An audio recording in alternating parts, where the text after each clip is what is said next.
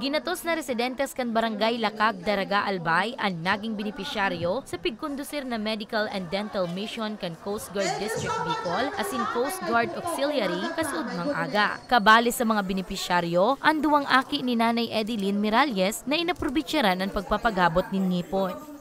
Salamat po sa nagtaok aron sa ikagayon po kay project sa barangay mi kasi kadakon po talaga kang mga tawo digdi sa mo yan nangangay po talaga kay aron kay ining tabang.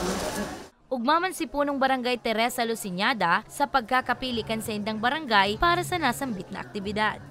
Grabe pa salamat po, nasirbihan sa kayang barangay. Dahil nasinda nagduman pa sa mga private dentist, nagpailing sa doctors, may libreng bulong. Sigun sa organizers, obeto ninda na makapaghatod din libreng serbisyo sa mas nangangaipong mga Bicolano. Talaga is katawan na tabang pa sa mga barangay. Kailangan ko schedule sila. And sa schedule, if they give us yung and ako ang siyempre regarding sa assistance different communities. Province pa lang kasi po ang 909 is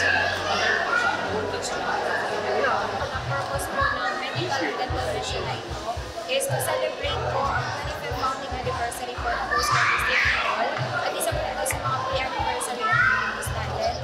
Apwera sa dental as in medical mission, inaprobitsyaran man kan Albay Provincial Agriculture Office ang pananaonin mga binhi sa mga residentes. So gusto rin po salamat sa partner ko sa Philippine Coast Guard, sa employees,